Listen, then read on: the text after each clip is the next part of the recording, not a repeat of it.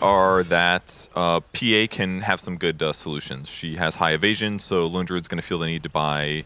Man, they are just reading these smoke ganks from Zoomers so well. But yeah, the bear solutions are decent. Minus armor is a good way to kill the bear. You can itemize a little bit differently against it, but I feel like they have pretty good heroes for dealing with the bear better than the last game. At least pre-25 minutes. That was definitely my concern when we were talking about it in the green room watching the draft was, you know, they opened up with it so early. So, you know, they're clearly confident, but also, you know, it does prepare them a lot earlier on the side of Quincy Crew for ways that they want to deal with it. They're having a great time over there. I predict with utter Your certainty favorite that voice the line enemy too, team has got Ferch. this Hurts in me the so bag. much. They've got this in the bag. It hurts so bad.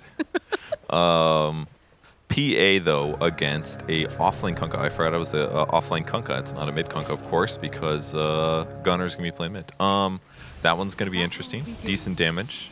A lot of damage. A crap ton of damage, I believe is what the boys said Yeah, with that's having the coddle there. very fair to say. It is a lot of nuke damage. You can dodge it certainly. Enchantress can offset some of it with regen items, but yeah, a lot of damage there. If you can do well in that lane, keep PA down. That's another good way to create space for your team.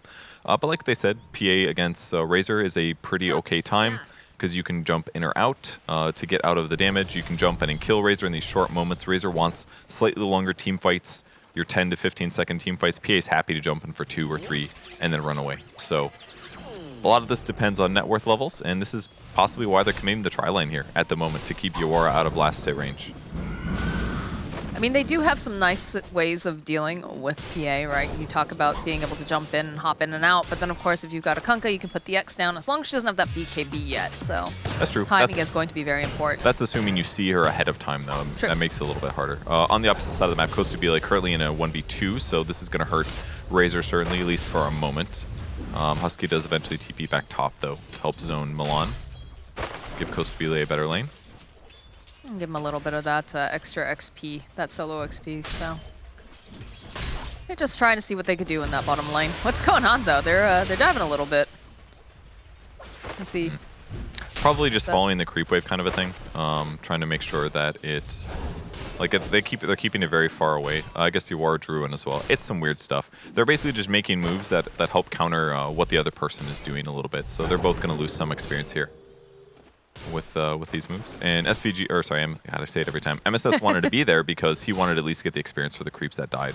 Whereas on the other side, the creeps that you are denied, nobody gets that experience. So it's probably a small experience advantage net going to Quincy in this dual lane. Makes sense that they'd want to try to find solutions. Every advantage you can get is helpful. Hitting level 2 before your opponent means more abilities, which means you can have a little go, maybe get a kill. Or get some harassment in, and that could offset the rest of the laning stage. So, yeah, pretty normal. I guess the nice thing, too, when you take a look at that middle lane, you've got the Lushrek, and Lushrek tends to be pretty speedy. It's going to be able to get away quickly should that need arise. Because last time, right, we saw the Ember in that mid lane, and the Bear just, you know, closing the gap so fast and being able to get those couple roots really solidified that lane. Yeah, whereas Quinn actually can play Dota in this lane. He doesn't have to get hit constantly just to contest creeps. So it will be much easier for him. In fact, he's got a level advantage right now, 13 and 14 versus Lone Druid 7 and 2. Quinn is in his element this game for sure. I felt bad. We saw him, you know, sitting on the comms during draft, and it's kind of rare to see him look that miserable when he's playing these. I mean, it's pretty rare that he has bad games. He's a very, very consistent player. Yes. That is why his MMR is so high. Top lane. They did a little bit more. There it is. Milan gets the first blood in the top lane. Yeah, Husk was on cooldowns for everything, so he couldn't really stop this. And due to him getting pressured a lot before the lane started, yeah, a little bit too far behind. 1K advantage for Quincy now. Mid lane's going better for Quinn still, but Gunner's catching up a bit. But yeah, as a whole, across the board, good last hits from 18 on Phantom Assassin, by the way. Only 8 last hits on Mu. But I guess there's Coddle as well. No, Coddle only has 1. Wow. They're really struggling in the offlane here for 4 Zoomers. Yeah, they had to do that cutting action like we said earlier, and kind of playing around a little bit with creep equilibrium. But it is a little bit more difficult, right? You know, it's not like you're running the tiny or whatnot like in game number 1 where you have the high burst damage and ways of securing. Kaizu going all movement speed. Even bought a wind lace early, just so he can outspeed the Razor, who does not have a Storm Surge level. Could help equalize things a bit, but this is a speedy Tide. It is pretty hard to out-race car Razor. Yeah. It is hard. Later on. Later on. Once you get that nice passive up, yeah, it can be a problem. You know, adjusting well to the lanes, though. Things, again, pretty quiet for the start. Husky trying his best to zone out these two heroes here in the top lane. And middle lane continues here with that 17 and 6 on the Leshrac. And 17 and 5 over on Lone Bird. Yeah, he's recovered nicely here. MSS coming in and pressure with the Centaur Conqueror that he grabbed in the jungle. It's going to force Z-Freak to run around erratically with his movement speed equality here against these other four-legged creatures. Back the pressure. Going to start on Moo a bit. There's one upside to playing off-lane conking against PA. PA does not harass very well in the laning stage. That's a pretty standard thing. So Moo just went for boots instead. He's going to go fast phase boots. Doesn't need to buy regen necessarily. He gets by with the spells that PA casts with magic stick charges. So. What's Z-Freak doing over here? He's in pretty deep. He's looking maybe for courier snipe, or maybe he ran that way because he was worried about getting hunted by Enchantress, and him running a big circle is safer than getting pressured, but I'm not 100%. Yeah, I'm not sure. Do you have a Hellbear Smasher, though, picked up for MSS? Could have been also courier snipes and That's what I was, because there were two couriers that were on that path at the time, but I wasn't sure here. And he didn't have any observer. So a little bit of pressure being placed over onto Moo, knowing that they don't have this coddle here. It's going to be the X marks the spot over onto UR. Z-Freak starts just getting ready here with that blast. Moo sitting a little bit low. Top lane, though, looks like they're finally going to be able to take down Kaizu, and they really did a lot of damage over onto Moo, but immediately going to get healed back up again with the salve. Well, killing the Tidehunter here is pretty solid, at least. It's finally giving Costabilis some space in his lane. Oh, this bear. Quinn getting himself double damage. Bushwhack the bear. Ooh, and that is a huge kill. 300 gold. You do not want to lose those bears early. That's a big mistake from Gunnar. One of those cases where he's like, I don't need to resummon, it'll be fine. But then they end up doing the rotation and getting the kill, and that's more than one kill that Quinn just got net worth-wise. So Quinn's net worth shooting up pretty big. 3,000 gold for Quinn, basically. 2,400 for Gunnar. I mean, it's not a surprise that Quinn's comfortable here. This is one of his favorite heroes. And he got the double damager on top of it, too. So very, very worthwhile. Just abusing now. Like, he's just stacking the bear. He's like, screw it, I'll kill the bear. I'm going to try to make something happen over on MSS, but they do have the Centaur. Could illuminate into place with the cogs coming out from Huskies. MSS taking too much tower damage, so he will end up falling, and there's not a lot of mana left over here on Quinn. They're going to chase him down. They need to get their hands on him, though, is the question. Is the bear? Okay, there it is. There's that. Root. Oh, the root. The root again. As in the bottom lane, Moo just doing a little jig, trying to run away, but he's just going to get chopped down by UR. Very good for Gunnar that they're able to manage that. Getting the double kill. First one went to Husky, but still being able to pick up Quinn's can equalize farm a lot. But now PA is the next problem. Now you got to gank that guy. He's finally punished the Kunkka enough here. Level advantage for him. He's got to bring a health. He's going Battle Fairy, so farm build. They're just going to try to outfarm. And frankly, it should be pretty straightforward. One of the really nice things about PA as a late game carry is that it's really effective at just picking off heroes really quickly. So in like late game scenarios, pop BKB, kill one guy, it just makes it so much easier to play Dota. So if you are just out farms and gets to this late game state, he has a good shot at winning the match. Husky chasing after Kaizu. They get the hold off here. It's a good bushwhack, but they're still tethered up. They should be able to kill the Tidehunter. Now they're going to turn their attention over to Milan. Sublate taking a lot of damage, though, here from MSS. UR, with this rotation, will also be able to secure the kill. Really nice kill. Once again, closer to Battle Fury. So good for him. Gunnar gets some tower damage in at least. Looks like he's going same item builds as last game. Blightstone, Orb of Venom phase on his bear. He's going to now do a safe lane rotation, it seems like, to go pressure that tower, especially because PA already left. So now it's just easy, right? PA's already top, PA can't go bottom. Maybe Tide TPs to try to defend this, but it's pretty unlikely, I think. Yeah, not that he could defend well against the lone druid damage, but yeah, Razor rotates bottom, that'll counter that. So yeah, tower should be dead. There's a lot of bodies coming down to this lane right now, I don't think, unless they want to send everyone. It's a great idea to defend. And there it is. Oop. The easy kills. Okay, cool. That does open up a lot of the map down here in this bottom area. As they go, they're starting to drop some nice vision. The pressure's on here on the top lane, though. Continue to very slowly, you know, let the creeps hit away at it. See, Milan is smoked up along with Quinn. But there's just no interest because in the bottom lane, they're happy to stay there. Yeah. They're putting pressure down. This is definitely the upside for the 4 Zoomers draft. If Quinn isn't there on towers, they have really bad tower damage. It's taking them forever. Tide doesn't necessarily become good at it unless he buys Shard. Almost no Tide buys Shard. It's taking you tons of time to finally kill this tower. He does get it eventually, but in the meantime, they forced Glyph mid. They pressured bottom just a little bit. Bear just running at Quinn. Okay, they are in position, though. They have the bushwhack. Be able to stun, hold the Bear in place. Get that Savage Roar off. Bear will have to make a fast escape. Ooh, Lesh is considering rushing Bloodstone right now. Interesting. I talked to VSJ about this item a while ago, or at least he talked to me about it and gave his opinion. He said it's basically like it's a satanic for spellcasters. It's very good on the hero. Doesn't give you spell lifesteal unless it doesn't give you mana unless you activate it. So you can have some mana problems by rushing this item, but he should have so much damage as a Leshrac compared to a lot of other heroes that you can get away with it. But surprised to see him buy so early. But hey, it can work. The phrasing on that just implies, like in my brain, I just see Brian coming up to you and just start talking at you about Bloodstone.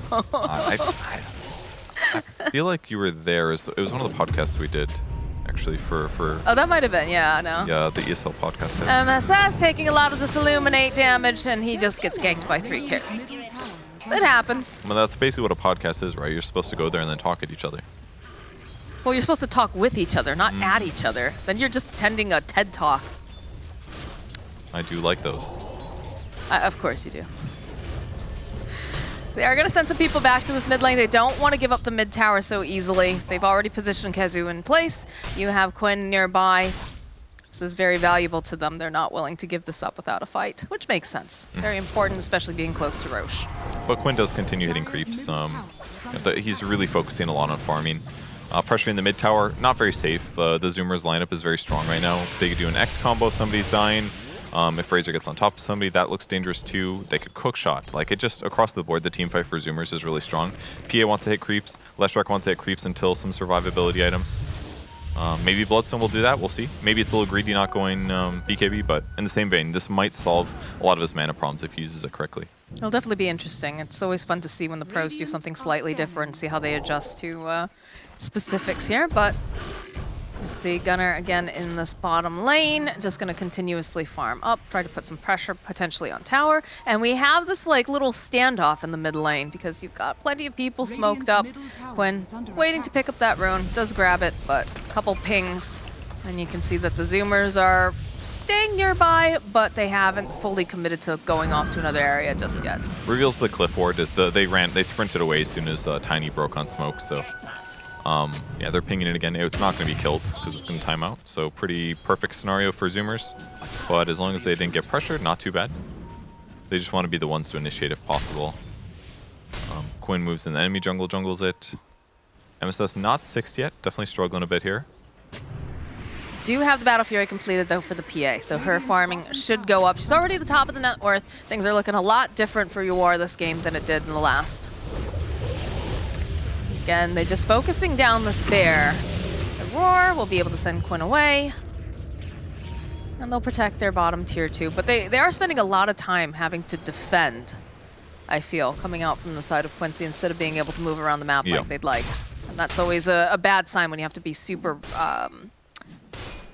not responsive, but... I think it's fine in this case. It is more common on Radiant's side to play defensively, but because they just want to hit creeps, they're okay just hitting creeps right now. But so defensive sort of solves that problem a little bit. As long as your towers aren't dying, playing defensive is not that terrible, because usually it only takes about one hero to stop the main push, and then the others can teleport if needed. So I think it's okay in this context because PA has a nice net worth advantage, and because PA matches up well in the core matchups. It should be fine against Lone Druid, because it's going to be a while till he gets anything like a MKB. And against Razor, it also can work out. since Razor's armor can have issues. Now this is interesting because I've seen Quinn and Kezu like bounce between these two towers, right? Just trying to offset any sort of push. So now they've made their way top, rejoining up with Moo, because also I feel like they have to know UR is going to be farming this area. So if they can put some pressure down over onto the triangle, remove this here, move the tower, that's going to make a lot less safe space for UR to have and to continue to hit these creeps. Yeah. Blink Dagger does get picked up a Tide, though, so that is a big item timing. Yeah, if they can do something like Blink Ravage, follow up stun, kill Lone Druid before he transforms, that'd be huge. But yeah, this is a great tower to pressure. It's not one that's usually touched much. Usually you go mid instead, but it's so much harder for Quincy Crew to defend that one. Because, again, Lone Druid's so good at killing towers. He just slaps it with his bear. Everyone sits behind him. Really simple to kill at a good speed without having to worry about like the glyph duration or something like that. I mean, another thing you pointed out earlier, too, was the fact that, you know, once they take that top tier 1 and the mid tier 1, when it comes to Roche, it's so much harder for the Radiant to get over there quickly. And that is definitely something that the Zoomers are going to want to pick up, is to get into that pit fairly early, maybe start, you know, getting that Roshan advantage before they go into the high ground or whatnot. And that's definitely part of it, but I think the tri-camp invasion is the best thing that they can do, because that's exactly where PA wants to live. Like, he can stack camps easier, he can get from there to mid, he can get there from there to enemy jungle easier. Now he's all the way on the bottom side of the map, he's going to have to TP every single time there's a skirmish, and they might be able to tactically abuse this. They're going, okay, Gunner's already teleporting out. They smoked up over on the side of Quincy Crew. They saw that, no, can they? No. Quinn's almost got his Bloodstone now. 400 gold away. We'll see how he uses it. Probably just going to walk into creep waves, activate, and clear. I assume it's going to keep his mana sustained. Well, that is the theory. This is definitely one of the items in the patch that I thought was the weakest when it came out, but on Leshrac it makes a lot of sense for sure. You just do so much AoE damage that you're bound to get a lot of your mana back.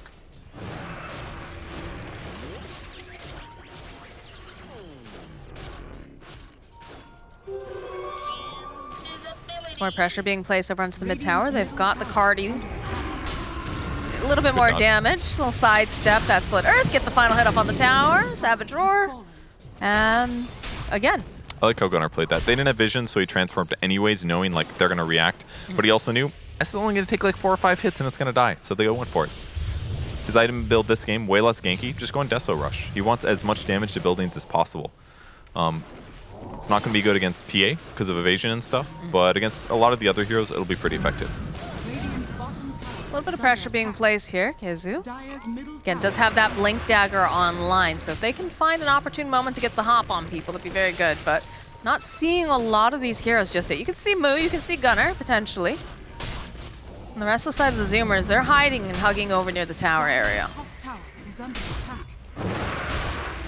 Bear just eating some pine cones, as a bear will do. Hookshot comes in, though, from Husky.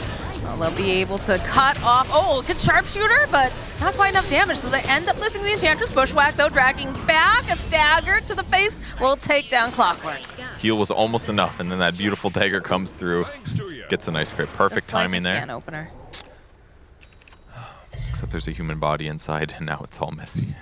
We didn't have to take it that far, Perch. It was fine.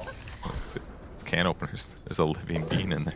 I mean, there is, yes. Clockwork is a man, I think. Yes, he is. He is a man. Well, a Keen. I think he's a Keen, yeah, right? I think so. It's definitely Keen-like for sure. All right, Bloodstone's finished. Running around with 0 charges, total noob here. Now he's turning on and he's clearing camp so that it is giving him mana, actually. Yeah, pretty cool. Invasion from the side of 4 Zoomers. There's a Quinn down here. They'll see this courier, possibly. Yeah, there it is. Husky leading the charge. They're not going to be able to grab Quinn in time, though. He's already teleported out. Very close. Roche is there. If they get wind that everybody was here, though, they would have probably just started Roche if they felt capable of getting it. Yeah, look at the TPs. They've already started moving over to the area. They see that there was a D ward. But if they would have gotten that kill, probably would have forced buyback from Quinn to defend Roche, and that would have been really good for them as well. They see him too. X X marks the spot. Into the boat. They have the BKB on Castabile, and they're just going to steal all of this damage and eventually his life. So He did lifesteal there, but if he had BKB, he just doesn't die. So not sold on the Bloodstone in this circumstance just yet. This X combo plus BKB Razor, like, what can you do without a defensive ally? Like, Tide could potentially Blink Ravage, but not once the BKB's popped, it's over. So this itemization gives them a little bit of opportunity. Zoomers get some net worth, and now they're going to go pressure tier 2. They will glyph this, so I don't think it's going to die, but it's a good start. I mean, that was a very good usage. I think that was the first BKB charge that Stabile's used so far. It's just the perfect fight for it. But they do start to move the team down on the side of Quincy. They have the Blink Ravage if they want to go for it, but they could just sit far back and let this pair chew away at the tower. Like, yeah, you know, they'll back off, but they can go back at any time that they want. It's just dangling by a thread as you are. He's flicking here, throws out a dagger onto Moo. He's the Essence Ring. Rest of the team is waiting on the low ground. Illuminate coming through here. BKB gets popped on Moo. Gonna get the X marks off into the Torrent. You are jumping forward, another dagger gets tossed out, but it seems like the Zoomers, they had enough. They're happy with just what they got down here, and Quincy crew, you know, they managed to push them out of the jungle. That tower's sitting so low, though. Yeah, Moon not happy that he has to BKB there, but he delayed it enough, wasted enough of their time. The game's close. PA's still ahead, but she doesn't really do a huge amount of damage till Deso, although Brigand's Blade's quite good on the hero right now. I don't know if you can crit on this damage or if it's just added onto the top. Not sure. But if you can crit on it, it's a sick item on the hero. They just changed it from magical to physical recently. So maybe you can crit on it. If you can, it's a really cool item for the hero. But until she gets Deso, not going to be the scariest thing. Gunner queuing up Shard next. That's what he wants. And then probably AC afterwards is what I'm expecting to get. They're trying to close this game out, basically. Maybe means they're not happy with the draft matchups and things like that. But it makes sense. It doesn't feel like they've really run away with the game like they did in game number 1. And it's a little interesting because Moo has been able to play these really, really aggressive kind of offlaners, right? So the first game we had the Dragon Knight, second game you had the Tiny, so it's an initiator. And like Kunkka can fulfill that, but it definitely feels a lot different because you're not bursting down a hero right off the bat. Yeah, you'd like to be, but once they get BKBs, it just doesn't happen anymore. So that makes the game a little bit hard. Quinn gonna stay on just the Bloodstone for now, going for a Blink Dagger afterwards. That way he can be a little bit more picky about how he initiates, most likely.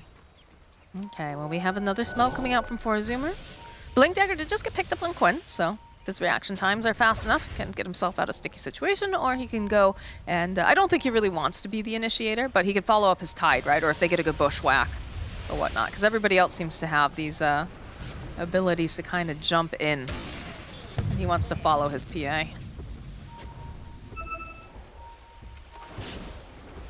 Sea crew also smoked up now. Hunting. We'll see. Husky already with the jetpack. Does have to be careful though, as they do manage to get. All right, they'll end up losing Husky right off the bat, but they do also end up losing MSS as Quinn running in. X marks the spot again here over on the Kunkka. Bear coming through. Ravage is going to get used. The BKBs are popped though already, so they're going to chase that to Kezu. Kezu just getting leashed up, losing damage. They need to slow him down a little bit more, and they have it thanks to that plasma field. The rest of the side of Quincy crew on the run now. Husky with that jetpack looking ridiculous as he goes flying over. But this does open up the Roche if they want to go for it. It does. Great BKB usage basically is what wins that fight. It ended up being a little bit of a weird trade. They trade Kunkka Boat for killing Enchantress, but because the BKB got wasted and they're able to clean up Kezu on the retreat, it all worked out fantastic. But yeah, tough to get the Roche here with Hoodwink. Hoodwink is so good at contesting Roche continuously. And if PA jumps in with BKB at the right moment, it could be really catastrophic. So they're going to go back and play it a little bit careful, especially because Lone Druid ulti's gone. Like, there's just too much at stake here. Only a 1K network lead going over to the Zoomers. It's been slow. It's only had about 14 kills in a 23-minute game. Just not as easy to like solidify kills on either side, especially with the quick BKBs that came out here. Definitely a bit more passive, but not for trying.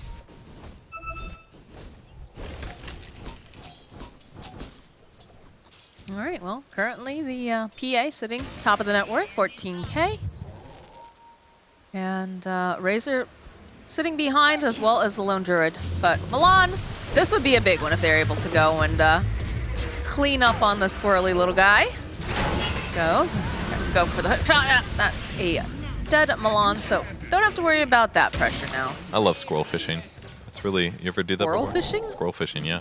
What? You hit them with the tidal wave and they get pushed out of the trees with their natural habitat, and then you cook them. I thought that this was a Wisconsin thing for a second, and I was like, man, I live out in the boonies, and I have never heard of squirrel fishing. You've never eaten squirrel before? Actually, I have not had squirrel, no. I have. How was it? It was small. It was kind of hard to tell. I didn't kill it or anything. My guy in the dorm was like, "Hey, do you want a squirrel?" And I was like, "Wait, in the dorm?" Yeah, he was. Did he just randomly That's with kill a squirrel? ruralish Wisconsin. Yes, very. No, I don't know. He shot it or something. Normal stuff, promise. Anyways, it's Wraithband time, baby. Almost 25 minutes. Gunnar put the old buckler on the bear, going to give armor to him and his teammates. He's going to get really tanky. Basically, PA is not going to kill Lone Druid. That is one really good upside for the Zoomers this game, is that matchup is going to be solid. Killing the bear, more viable, because you can't give the bear like 28 armor for low cost. But between like an eventual plate mill and all the Wraithbands on Lone Druid himself, he's going to be really difficult for PA to manage at all stages of this game, unless PA has like insane net worth advantage. Or unless he buys that really bad magic damage item.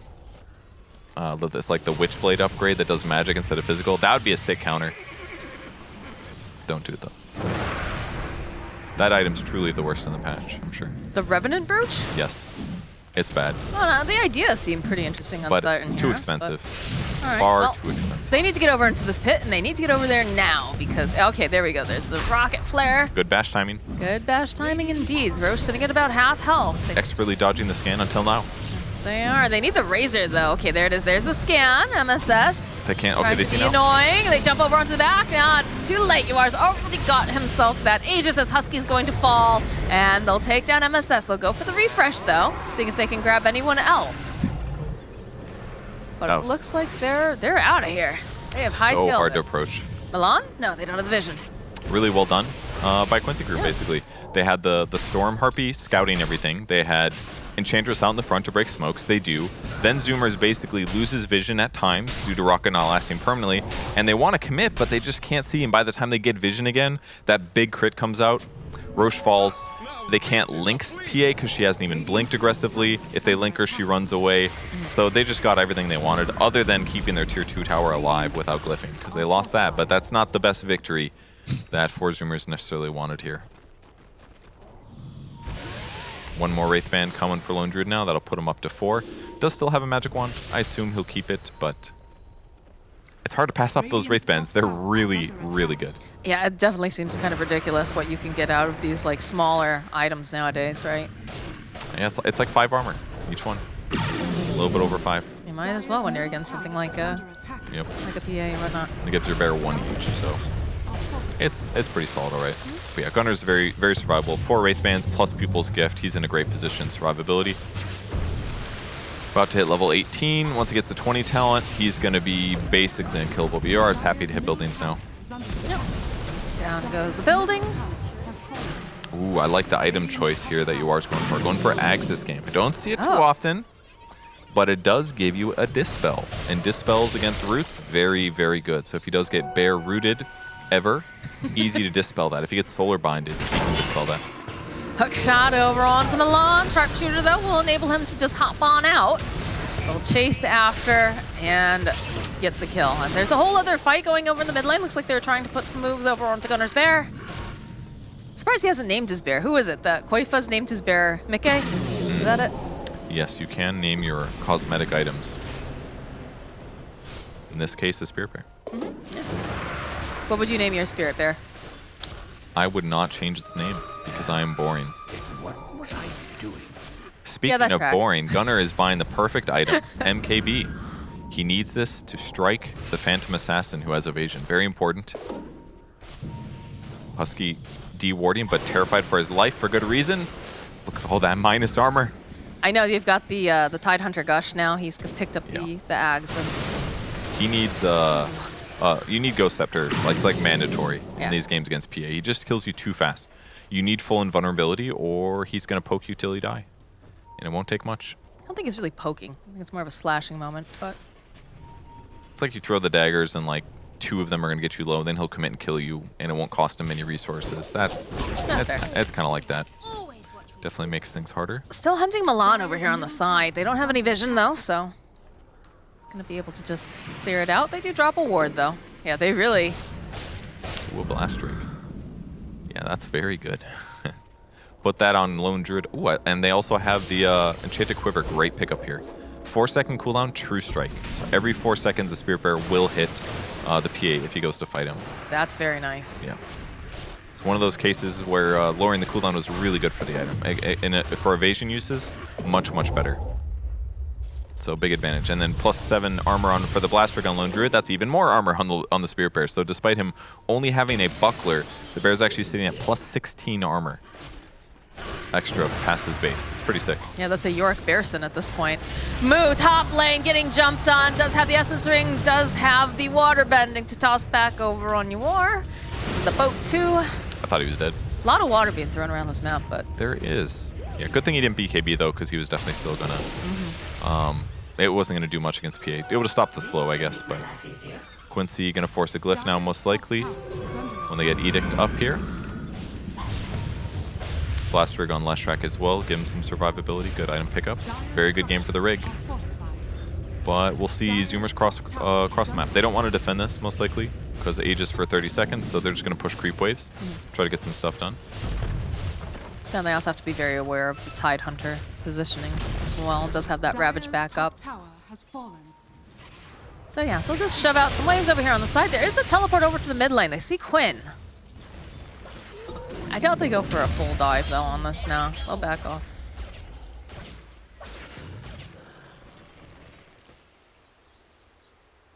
Yeah. Just waiting for that Aegis to time out, which it does. And it'll be interesting to see if the Zoomers go and try to make any aggressive moves. Oh, he changed his mind. He went Scotty instead. Interesting. Not a traditional PA item, but the slow against Razor is going to be the big thing. They want to... Razor's like the biggest damage threat that's most mobile, and being able to Scotty slow him means that they're just going to jump and kill him most likely. Ooh, the Coddle teleporting on in. Immediate jump forward. There's that ghost that we talked about, but they follow the beautiful Ravage, the BKB. They slice the freak in half. As Milan will get cleaned up here. They use their BKB Husky next to fall. They've got their attention over onto Kazu. They should be able to go get that kill as the bear is just chasing down Quinn in the base. Oh my goodness. Yeah, that's just... He's barely staying alive, and it looks like they do finally take the bear down and get a resummon back up again. As they'll find the kill on MSX. Good escape. Now he just needs to escape with his bear. That is... Oh, that will work completely. He's got the roar. Blink and dagger. Does he have Basher yet? No, he doesn't. No. He's queuing it up, but all right. He's got the Scotty. Yeah, I was sitting there, I was like, I really thought there was going to be more people in this team fight. And then you're like, oh, he's chasing him bottom. Chasing him away move my camera a lot. Yeah, basically perfect team fight for Quincy crew. Blink Ravage right on top of the Razor at the same time that Ghost Scepter was running out. So that gave them a clean finish for the Coddle kill, even though Z-Freak played it perfectly. So that was great. And BKBs get popped afterwards. But, yeah. Oh, this is nice bad. bushwhack. They've stunned up the bear. They've got a lot of damage. And there it is. They take him out. All right, he needs a Coddle in his life bad, but Lone Druid's being chased. Oh, he is indeed. The Split Earth will connect after that little bit of a slow, followed up with the Gush. Got the X over onto place, but all right, he's gonna... He's not quite out of the woods just yet. He's got literally a billion armor, he does. So I don't know. All right, he's dead now. All right, now they finally got him. Yeah. But that... See what I mean? That took forever. Literally invulnerable against the PA. It's not a big... I mean, he's got a not Scotty, literally invulnerable because he definitely just died, but... That was just an abundance of slows and stuns that eventually worked him down. But in a normal team fight where his bear's up slapping somebody, yeah, it's not going to be very even there. You can see the Razor, though. He's already pushing in that bottom lane, realizing that a lot of them are over up top, so he's just going to force out this bottom. Get some damage down. In hindsight, I wonder if Gunnar, rather than going for MKB at this stage, should have just gone for a Basher. Due to getting the... I don't know if he started buying it before or after he found the Quiver, but like while he would be happy to, chain kill the PA or something like that, and PA has some vulnerability there, I wonder if instead, like if he has Basher in that fight, I wouldn't be surprised if he kills Quinn. I didn't watch the whole chase until like he was by the tier 3, but yeah. I bet if he has a Basher there, he gets that kill. I wouldn't be surprised. And he's got the Quiver should be enough True Strike anyways. Ooh, Razor gonna get on that? Yeah, he is. He does have the Aeon Disc, which will pop immediately, and he'll regroup with the rest of his team. But that is going to be on cooldown for a while now. Milan giving a little bit of chase here, hoping maybe he can get another. No, just throws out the Acorn. That's actually interesting because I was curious about, you were talking about getting extra armor, especially against what they have over on the side of Quincy Crew. They did pick up the medallion on the Clockwork. They went back for it, which is a really cheap way. Not as cheap as the Wraith Band, right? Yeah. But a good way to be able to buff up and add some extra armor if necessary. And also, once he upgrades it, make the Spirit Bear just more survivable too, because he is the lower armor of the two heroes. The Bear is the easier to kill by far. This Wraith Band build basically solves Lone Druid survivability problems. So yeah, buff up the Bear, give it attack speed, movement speed. That's what he needs, because these cores are very mobile and hard to lock down and solidify. Last game it was easier because he had Orchid against a couple of them, which was really effective. This game, Orchid's not so good. It's just more important with their high movement speed that he keeps the Bear alive and allows it to do DPS. He's very close to them, KB. About 400 gold to finish. Wait, they're going to go try to take a fight. They're worried about Roche. Yeah, it looks like they're trying to comb through their jungle, make sure that they can shore it back up again. But again, Roche, next big objective, very important that Quincy Crew does not get that. They'll do a little check over on the eye spot. And they'll just reclaim, but Quincy Crew also, same idea. Looks like they're going to be headed more towards the tri-camp area, or perhaps waiting for them to appear in this mid lane. It's always a little bit risky, but they do have the vision, right? They have the vision on the high ground. Smoke is already worn off over on Zoomer, so this could be the jump that they need. They're taking the wide way around. The swing. They have MSS in place. The dagger comes out of, oh my god, Coddle just pops. Absolutely demolished. The BKB has gone out over here onto Moody. It's a break off over onto Lone Druid. They take down the vision, though. Lovely, considering going back in, just gets a couple of these clicks off because they have the sentry in place.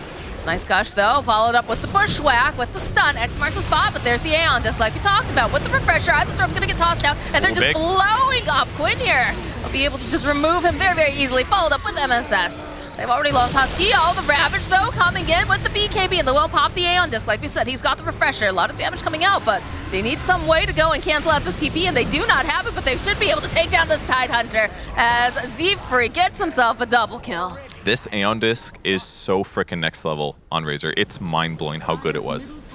Like, think how that fight started. Costabile gets disabled. Without Andis, he just dies, doesn't get a pop BKB. But he realized he has to frontline for his team, basically. Andis protects him there. It refreshes when he pops Refresher, which he's going to press the damn thing anyways. And then once his BKB ends and he gets Ravaged again, also likely dead, it again pops. It was like perfect. And like losing 2.5 seconds of damage isn't the worst, or isn't the best for Razor, but it's kind of ideal as well. So watch this initiation. He gets caught with the first stun. Follow-up stun. They could commit to this normally, but now they can't because the Aeon Disc. He BKB pops. They catch the Leshrac, which was perfect. That's the guy they want to blow up. Oh, what do they lose? A Clockwork? Who cares? Don't care at all. Ravage follows up. Things look okay. It pops again. And again. And that means that now Yawar just wasted like seconds of his BKB. And at this point, Costabile would have beaten him if he fought him to the death. So they just get the cleanup. Really cool itemization that just provides them teamfight opportunities. And now Razor finished a Shiva's Guard. So he's going to have double Shivas. He's got an extra 5 armor. Attack speed slow against the PA, which is always good. The hero does not spend a lot of money on attack speed items. And less healing as well. Just, he's playing so good. Definitely seeing very hungry, very fresh 4 Zoomers today. As they've put out some pretty interesting strategies and itemization choices. They have. Definitely giving them the edge. And MKB's finished on Bear as well now. So the PA has to be careful from here on out, more or less, because she is killable. Nullifier will certainly help a bit, but yeah, she can get caught and die. Got to be very, very careful in the way that they approach these next fights. We also have the Agnum Scepter completed for the Kunkka. There's just going to be Waterworld everywhere. And they gave the Aegis over to the Lone Druid too, so they want to ensure that, you know, they are able to get those resummons off and just keep pushing these buildings, because it's starting to get a little bit later now. And I'm sure they were hoping that they would be maybe just a little bit more ahead than they are currently, because it's still fairly neck and neck. Yeah, and PA's run out of item slots as well. Like, it doesn't get much better than this. Yeah, she you has could an drop Nullifier treads now. or something, but like, Yeah, Battle Fury, Deso, they're in BKB. Those are moderately inexpensive items. Her net worth is obviously still very high, so she's in a good spot. But the Bears got a lot. Oh, that's that joke doesn't work anymore. You can't say the Bears got 4 more slots to fill because now you fill them up with the Wraith Bands. Too bad. Joke's no longer funny. Razor's still gonna have accuracy issues against PA is one thing. PA went for blur talent, so 85% evasion. So at least the right click is not scary there. They're walking right over into Quincy crew. Great item. Timeless Relic on Lesh. Spell Amp, more stun duration, more slow duration. Very good. Gunner poking around, fishing for heroes with his bear. A little low though, he's got to be careful. Don't want his bear to die for free. Spell Prism as well. Probably a tied item, maybe. We'll see. Keeping Trickster for now. Let's see a little decoy there. Get the D ward off, and that's the scary bit, right? The fact that they're able to just rip down a lot of their vision. It's already, it's close. They just need the time to go and hit these creeps to move around the map, and when you take down the vision, it becomes so incredibly spooky. It can, for sure. Especially when you consider the fact that, yeah, one person can show up on the map, but they have a coddle, right? They can do the recall. They can bring them back in. That's true. That should give them some nice map control advantage. So cutting double creep waves if possible. They want to pressure, don't let their opponents stay on the map. Gotta keep that bear alive. Just poking a little bit. They do have the BKB though now over on Quinn. That will be very helpful. Give them a little bit more survivability, especially, you know, when you consider that Coddle's getting these nice illuminates off. He really needed that. I mean, Water World. his laning stage went so good, but he's 0-3-3 right now. Like he has definitely been the person to kill in the team fights. Really delayed his BKB a lot, but opting for Kai Assange first. Now he's got it. He's got a plate mail too. His survivability is solid, but the BKB definitely lost him a fight or two. Some gush being placed out. Milan has a nice bushwhack. They're out to dagger. Sharpshooter giving the break. But they don't have a lot of vision over here. They don't want to dive in onto all of this. This bear does get held off to the side. Another bushwhack. He's got 56 armor. Why are you wasting your time? It actually does nothing. Look, you drop a trap in the woods and, you know, sometimes you get something good. Sometimes you get a bear wearing 55 armor. This dude's a morphling, basically. It's like irrelevant. And there aren't even like traditional counters either, because you get green armor and agility-based armor too. So like you can't beat it with like Morphling or Elder Titan. It's like still really, really effective. ET would go a long way, but still. Yeah, plate mail on the Spirit Bear. He's very close to AC if he wants it. 300 gold. I feel like this bear has spent a lot of time being tied to trees. Milan is just like, he's just consistently standing over here. This is a nice pickoff though. They get the jump and they'll take out Moo. The power of the Blink Leshrac for that great chain stun follow. But no Ravage for 150. Yeah, that is scary. And they only managed to get one hero with it. I don't know. And their opponents have Aegis anyways, so I don't even think they even care that much. They're gonna defend the ward. That's gonna be the buyback coming out for Moo. They have that over on the side, so they'll be able to just erase MSS. That is the Aegis reclaim though, so perhaps they were thinking about that particular timing. But they get the buyback out of the Kunkka. Not bad to defend their ward though, because this basically, like if they let Quincy crew walk up there, kill the ward, basically the map resets again. And maybe they don't have to buy back on Moo, but that might hurt them a lot more in the long run. They're really limiting Quincy crew's gold gain right now as a result of defending the ward and staying on the map. So yeah, and they do buy out on the AC. Full AC coming for Spirit Bearer. He'll have Orb of Venom after. Oh my god. Slap. Animal violence. I mean, it's food chain, you know? It's like a level 3 Hellbear Smasher Pokemon versus like a level 65 Spirit Bear. Like, at least it's not that bad. In Pokemon, you also take the kids' money after you beat up the level 3. That's true, that's true. But do you see Milan over here, the drag back into Torrent, into everything, the Illuminate. And he has been very instrumental in a lot of these situations where they get these pickoffs. The bear illusion is so strong. Watch out, guys. It attacks so fast. Couple daggers again. Ooh, Gunner's got to be careful. 5-second till ulti. Nah, they'll be fine. They're definitely doing some poke stuff. Oh, Shard on Costa Vila, very smart. Nice little nuke AoE. That's nice indeed. Need to be careful with that bear though. It's sitting a bit low. X marks the spot over here onto Quinn. Drag back into the Torrent. Does have the Glimmer Cape down. The Antis will pop. He's got that late shot, no, but the no, cogs. he gets stuck in the cogs. It's gonna break. They still put some damage over here onto the tower. They get the nullifier off. This bear is not looking too healthy throughout the Torrent. All right, looks They like the need Zoomers out. are going to have to back off now. Are they going to be able to do it, though? That Aeon disc getting popped again over on Costabile. Definitely time to get out. Ooh, get slowed again.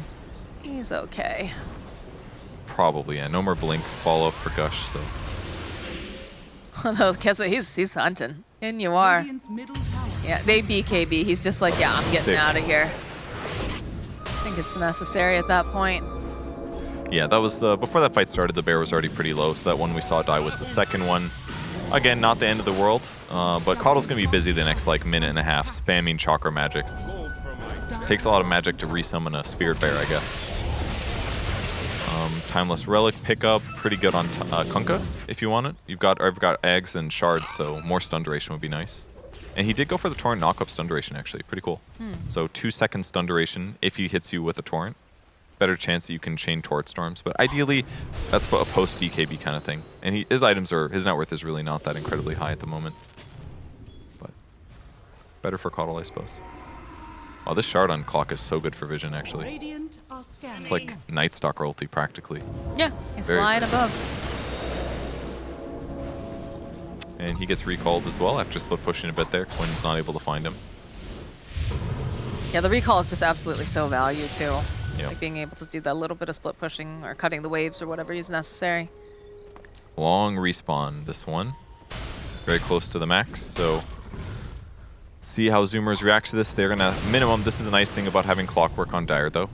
You can get vision of Roche Pit very constantly, so you know when Roche is up, when your opponents are doing it, without having to worry as much about being outmaneuvered. So this is a good spot for them to be in, relatively. So they don't necessarily have to like put themselves in a position to force an engagement, just to be near Roche if it comes up. They'll just better be able to know if it's up without having to run an illusion in or anything else like that. Just spam the rocket there until Roche comes. And then they can go do some smoke play. Zoomers tightly together over here near the mid area. Like we said, definitely the next objective is going to be that Roche. They don't want to give it away for free. And also, I feel like the Kunkka really, really very good. Oh, look at this. Again, the bushwhack. They want to try to get rid of the spare, and he just got re-upped again. Not looking great. He's just gone. He's dead. 8 seconds and they got another one. All right, there's a nice boat coming in hot, though, but dodging back and forth a little bit here. Just water being slung back and forth.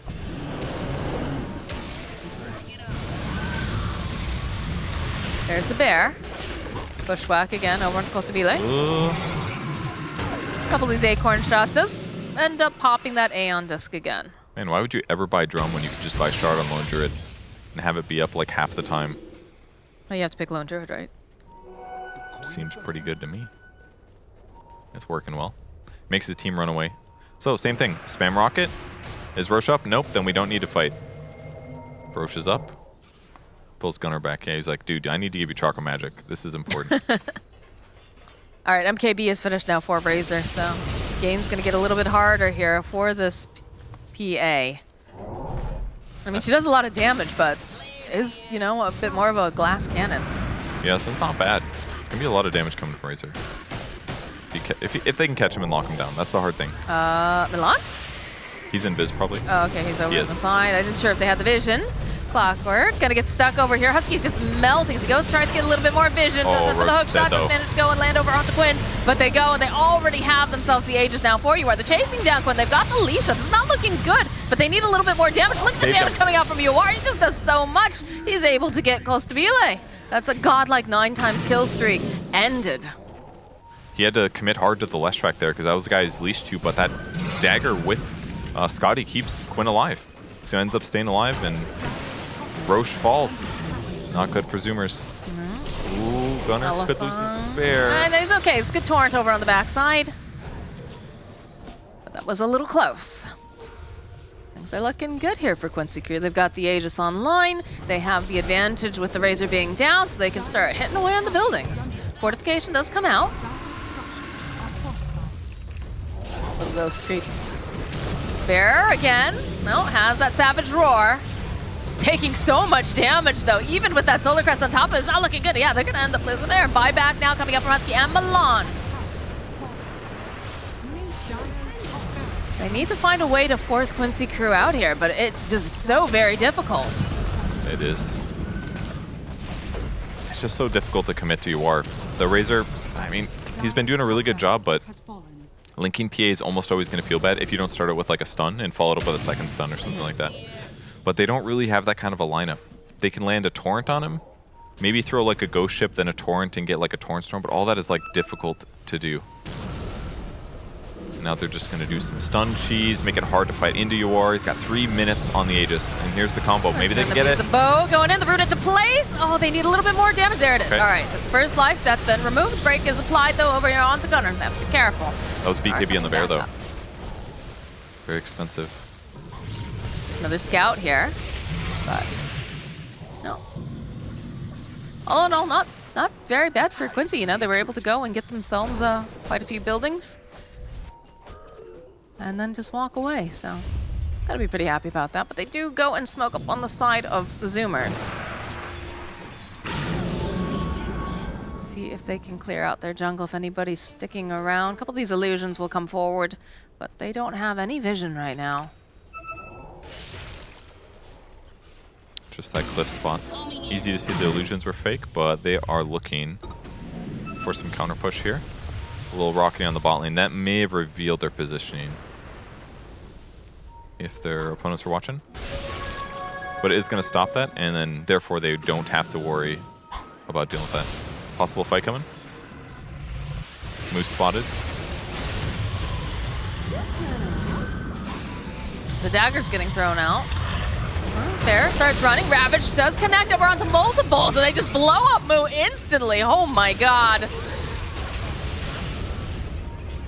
They're looking to go re-engage back on in. Throw out the gust. You can buy back. MSS getting some of that vision there. Yeah, hasn't gone for the buyback, but they will go. Okay, there it is. There's the buyback. They've already used the refresher. They'll be able to chase down MSS, but they need to get their hands on more. Yeah, The Quinn. BKB's already gone out. Quinn now stuck here with Husky. Here is Husky stuck with Quinn. It's looking like he's gonna fall here. It definitely does. And they'll chase after Quinn here on the side, but they need to find a way to close the gap. They need to find some way to hold him into place. The X-Marks the spot over onto Quinn, right back into the torrent. Will land over onto T with another Ravage though coming up from Quincy as he's just doing too much damage over onto Stabila. He finds the kill. Buyback now coming out from Razor as the torrent storm is tossing everybody up into the air. It's a lot of damage. Is it enough damage to take down Quincy? Yes, it is. They'll finally clean up, and now MSS is forced to use that Ghost Tape to try by a little bit more time. This bear sitting a little bit low. They'll finish off the bears. Not looking good for Lone Druid. He's stunned up. He's broken. They have so much damage. Another Illuminate does get tossed out. So they'll get the root off over onto the Centaur. Won't be able to go and land the stomp. And it looks like They kind of held, actually. Okay. I feel like they're going to go back in any moment. That was a I mean, what a fight. I don't blame them. If there's BKB timings they can maybe exploit here. 10 seconds left for the Spirit Bear to go back in. There's no Ravages. I guess PA does have one herself. In fact, UR's got almost 10,000 gold here. Here's that fight once again. They really wanted to jump and kill Quinn here. The Cogs kind of hurt them because Gunner couldn't get quite on top of him. X combo is going to make it a little bit easier to set him up, but the Ravage was really solid. Costabile ends up getting finally pressured. He fought for a long time, but the way UR is playing the fight is just so obnoxious. He just sits in the back and tosses triple daggers. He's applying Scotty constantly towards Razor and the other heroes to make it harder for them to maneuver around and get kills. And he waits until the right moment to jump in, like somebody's about to die. He jumps in to kill the bear, for example. That's when UR decides to commit. All right. Well, 17K net worth lead going over to the side of Quincy crew. CUR is, like you said, got quite a lot of gold online. Looking at a refresher as the next item. The Zoomers all kind of over into the triangle area, perhaps hoping that they can get some sort of a pick-off, but a lot of mirroring action happening. And there it is. There's the full refresher online for the Phantom Assassin. Radiant's middle tower. 2 BKBs is going to make his life a lot easier, that's for sure. We have lost one. He's frozen too. Looks like his cam. Oh no, not his camera. Definitely need to fix that. It's not, you know, at least it's not too awful of a picture. Right? There's a lot of gold to spend here. There's 8. Is this surely this number's wrong? It says Kaiser's 8,000. That can't be right. Just gone. He has lost internet. Oh no. It's just 8,000 from PA. PA has 8,000 gold. Okay. No boots. Basically nothing more to upgrade. I predict with utter certainty. He's already have an Axe. He got it from Roche. That's actually one thing that sometimes it happens. Like fights get crazy or whatever. But you could have just bought the eggs with all of your carry net worth. You know, it's like this extra 8,000 gold that EOR has that he can't spend. Yeah, he's going to buy like a 7th and an 8th item. But, you know, giving a free eggs to somebody else could be more effective. Throw it on Quinn, give him nihilism or something to help protect him from physical damage of his own. It's a classic core player right there. Is like, it's free, I want They it. always go to me, obviously. But yeah. with that said, maybe he got a lot of this net worth from the last couple of fights. Nah, he's got 0 death. 11, 0, and 4. EOR's playing a great game. Definitely abusing things well as PA. Yeah, he's been looking very good here. Hopefully we can get Keze back into the game. But we are still waiting to see what the case is here. Let's see. God, it is just so funny to click on Gunnar and just see all of these Wraith bands, I swear. It does have the Agnum Scepter, though. Just about, yeah. Opting to do that over buyback is probably not a terrible idea. It's still pretty hard for his main hero to die. His bear is dying. But once he gets Ags, it'll be a lot easier for them to play the map because he's going to be able to go abuse side waves. I don't know if you can recall it. I know you can recall heroes. It says targeted friendly hero. It might count, but I'm not sure. But once he gets Ags, it'll be a lot easier for him to pressure the map. He doesn't have very good AoE. It's one downside. MKB, Deso, Mask Madness, it's all single target. So we won't be able to split push super fast, but this would give them some kind of an ability to navigate and split push and hopefully take better fights against Quincy crew because it does seem like they're struggling a lot. Oh no, we're seeing that the internet is down. He's going to try to restart his router. So it'll need a few minutes. Hopefully that'll be enough. Yeah, hopefully he comes back. This would be an unfortunate thing. I know. You can run. But what a long series. 50 minutes into their third game of the day. 3 really good games. Fun to watch, all 3 of them. Yeah, seeing a lot of really interesting like theory crafting of what they've been applying. You know, seeing this Coddle mixed with the Lone Druid, the way that they pair it up during laning stage, and also making this translation into the mid to late game, and then also just seeing the solutions that Quincy crew has applied to try to they struggled with it during game number 2 with this Lone Druid, and it feels like they've definitely been holding their own, if not more, in this game number 3, especially the way that this bear has just been evaporating this time around. Yeah, the downside is that's just a lot harder for the Lone Druid himself to deal with the enemy heroes. They're just a lot faster, better able to run away from him. Like a little bit of a root doesn't really do that much against them, so it's been harder for Gunnar to get a bunch of kills, but still doing great. 4-1 and 9. How many Aeon discs do we have online now for these guys too? We have quite a few of them. Zfreak has one. It's been procced 1 time. Got one for sure on. I'm sure Moo would love to have one. He does not. He's definitely the squishiest and easiest to kill if he gets chain stunned. We don't have one on Razor anymore. I just realized Razor just dumped it. Sold it.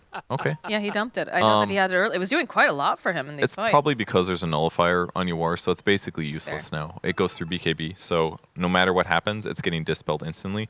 The only good thing that it'll do is do a strong dispel every time that it procs, which is good, but realistically, he wants a little bit of a survivability window, so get half the gold back. I think it's reasonable. Instead, he's buying Hex. They basically are recognized like we need Disable. He's bought out as well, by the way. So he's about to buy a Scythe of Ice. Coddle's also going for a similar item. He's also very close.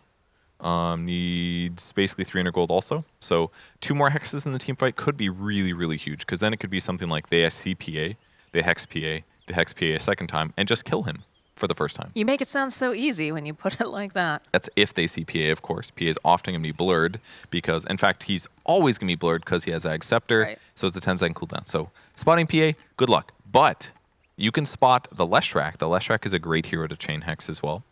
His armor is pretty okay with the Shiva's Guard, so he's survivable. But, if you can kill him without his BKB going off, that would be really good. That would indeed. Yeah, I thought that there were more heroes. I think they had queued up Aeon discs at some point, and perhaps they decided against picking it up because, like you said, they do have the Nullifier online or whatnot, but do have a couple of those refreshers. We've got one over on Kazu. We've got refresher on Yuar, refresher on Stabile. He's had that for quite a while now and has definitely paid off in spades for him. It's a fun item, all right. So this is tough. 5-minute pause time remaining. That means if they run out of time and he does not come back, the game will be resumed. Yeah. And that feels real bad for Quincy crew. Really, really bad. It does, because they're looking very good right now, and they're the game position looks real solid. They've been confidently winning team fights pretty much the whole game. It feels like they have the upper edge. Zoomers have been scrounging around, trying to win team fights confidently, but it has not felt that way in a long time. I believe the rules state that Forge Zoomers cannot give their pause time to their opponents as well. Yeah. So if the game does get resumed, it's just the rules, unfortunately, which sucks because Quincy's in a great place here.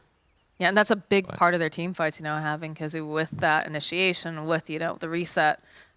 I mean, we can blame Quincy. They should have won game 1 5 minutes earlier, and then they could have maybe ended the game before his internet died. You could blame them. I'm not going to No. do that. That You don't sounds follow like that a very logic. bad idea. Well, I mean, they didn't know they were going to play a 4-hour series. I don't think anybody did. Yeah, it's been 4 hours. Yeah. It's really good 4 hours, genuinely. The time has absolutely flown from No, my this has perspective. actually been really... It's been very enjoyable Dota to watch. And we were talking about this upstairs, during the first season of DPC, you and I got, I think, almost all of the Team Spirit games, in the beginning. And all of the Team Spirit games went to 72 minutes or something really, really ridiculous. Yeah. I had food poisoning during one. I was like, oh God, please guys, please finish up. But, they were fun to watch. They were innovating a lot of the times. They were trying new things. They were, getting their legs. And this is kind of the same thing that we're seeing here with, Zoomers, the way that they're trying some stuff that's a little bit different, but also seeing a more seasoned team like Quincy Crew that's been together. I mean, some of the players, right? Because they did shuffle up a little bit, but these are all, very seasoned players, how they respond to it, how they adjust. And that's one of the other really cool things about Dota is when you are presented with a problem that you might not be necessarily familiar with, just seeing how quickly their brains can flip on and say, okay, well, this was the issue. This is what we have to fix. So it looks like we have lost Quinn now. Probably just one of those To reconnect. time to restart because Yeah. we're waiting anyways. There's a couple bugs sometimes. It's sometimes increases your FPS. Yeah. Could be things like that. Sometimes, Sir Action Slacks just types nonstop in the lobby In the party chat or chat, party and it chat, lags and then your you game. lose Yep. all of your. Yep. I've been there. That's very annoying. Too many emotes. Yeah, 5. It's way too many. It starts getting all I late. predict with utter certainty that the enemy Well, team it's one of the will not downsides of win. playing online, unfortunately. But, the good news is, hopefully, fingers crossed, we will be having a LAN soon. We'll be having the ESL one Stockholm, which will be very, very exciting. What have you missed most about LAN Dota? Definitely signing autographs. No, I'm just kidding. What I miss the most, definitely crowd noises is without a doubt the best part. It's just there's just human reaction to feeling the audio waves of everyone cheering. That's just amazing. Yeah. That is by far the best part. I know the players love it, casters love it, fans love being there. It's just something special. I promise you, it is different. You can listen to the same noise coming out of a TV. It is not the same as the bass that comes out of all of these sweaty nerd dudes screaming And at the dudettes. top, and dudettes screaming at the top. I just figured men produce more bassy noises than women do. That's why I said that. You got to feel that in your bones. That's the special stuff. No, that is an incredible feeling, especially when you do have a team making their underdog run sort of thing. So even at TI, right? That was really fun. It's just us and the other, casters and whatnot, and the crew. But you'd be sitting out there in the arena, and then you looked over and you just saw Vlad just screaming at the top of his lungs, losing his mind. I'm jumping up and down because it's exciting to see the teams that you've been covering during DPC actually making it to this point. And then of course, one of my other favorites was the Boston Major when at Phenom did their super Spartan run sort of thing. The 300 chant going out into the crowd. Yeah, that was it a is fun an event. amazing feeling Really to fun hear. event. And have everybody else it's a very special thing to have a whole group of people that normally are very isolated, right? Gamers, we're pretty happy just chilling inside, staying with our small groups, and then being in this big social sort of environment where everybody loves what they're seeing, everybody's excited, and that energy is just so good. It is. Not too much updates. Your war types sorry and thank you Zoomers in all chat. I don't know what that means. Well, they probably just feel bad that, they're making them wait. I'm going to check the admin chat Oh, okay. to see Right. if Juicy there is stuff. any discussion. Purge is a leaker. I'm going to leak that there is a chat. 30 seconds pause time remaining. Oof. There is nothing, I don't think. So who's the best at micro on Quincy Crew? What? I don't know. How am I supposed to answer this? I don't know. I'm just asking you. Is it genuinely I'm Best at micro?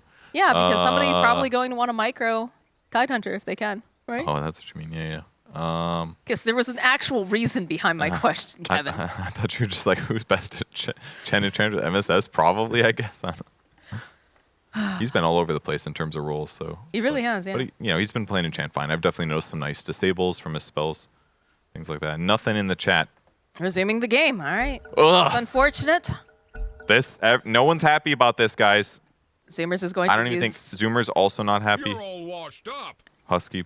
All right. Well, they did it. They pressed pause. Yeah, well, they're allowed to do the pause.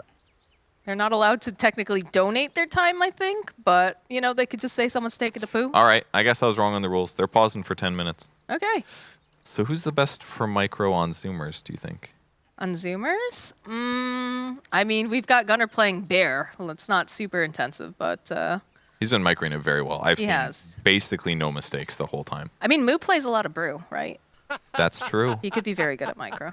They are giving them 5 minutes of their pause time, which is very reasonable, I think. Yeah. 5 minutes of their 10. Imagine if they gave them all 10 minutes, and then Kezu gets back, and then somebody on Zoomers has internet issues, and they have to continue playing. That would be awful. That would be very bad. Totally reasonable, I think. Give him 5 minutes. Yeah. That's legit 15 minutes for his internet to come back. We know the other thing that a lot of people don't remember is the fact, because Kezu is in Germany, right? Mm-hmm. So a lot of the times they do maintenance late at night. At least they do in America. I found that if I'm awake at 1 a.m., a lot of the times my internet will go down during those particular hours because they figure not many people are going to be Wait online doing things. It's Tuesday, isn't it? Wait. It's Tuesday. Yes, it's just Kezu though. Was it Steam maintenance? No. Why would it only affect Kezu? You're exactly right. You're so right. You're right Steam there, bud. maintenance just for Kezu's computer. He's got the special. That one always Steam. gets no me. one I'm else if has Steam is it. down, I'm like, what date and time is it? It was 4 p.m. West Coast, Tuesday. Oh, no. I should have pressed find match faster.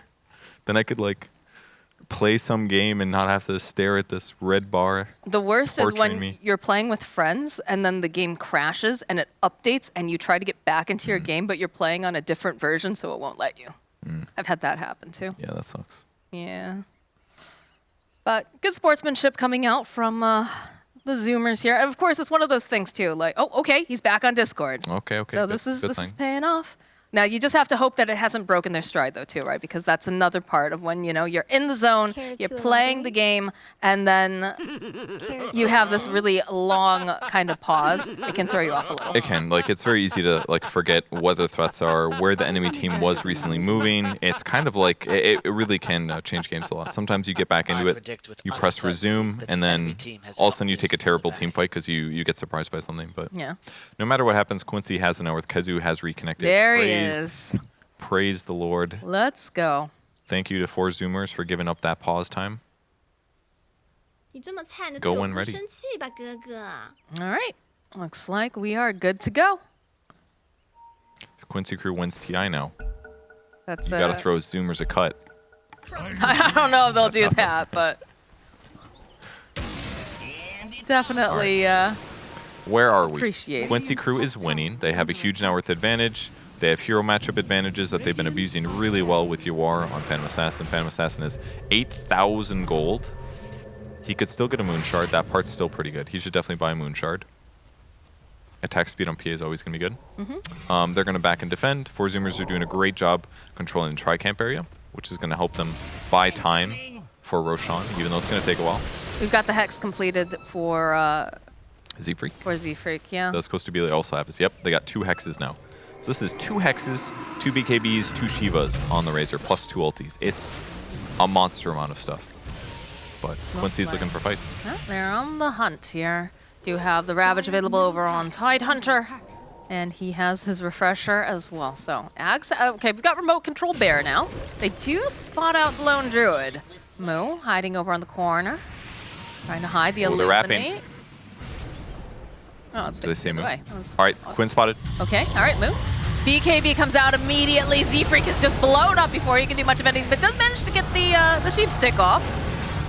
They're just a little bit all over the place here. Another BKB here. Refresher comes out. There's a lot of damage over onto Quinn. Is it going to be enough? Yes, they'll blow him up. But now Husky sitting a little bit low. He's forced to go jetpack away, and they have their eyes over onto Yawar. They've got so much damage. They're leashed up. Is it going to be enough, though? He goes, he jumps away, jumps over Yawar onto might the die. bear. He No, dies. still falls. That's a lot of gold that he just exploded with. But the other losing goes to be like, Now the fear over onto MSS. They'll turn back around. A nice ravage coming out from Kazu, but they need to do more than that. They need to go and take down this lone Druid, and he's very tanky. The bear, though, getting handled over onto the side. They have the break off. They have the nullifier. With that roar, though, it buys a little bit more time. This is not looking good, though. Jawar jumps forward, gets the kill.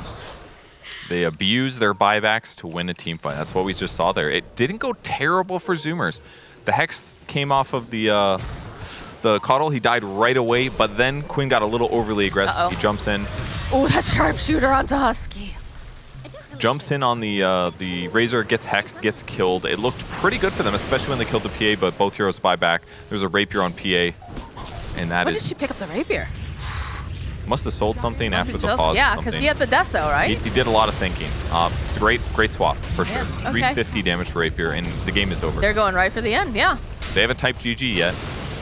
No, I mean, But, they still have a Kunkka, but I don't think... All right, they're going to buy back on Clockwork. He did just get enough. Yeah. They're going to get bonked around, though, here by Milan. The Tidal Wave. X marks.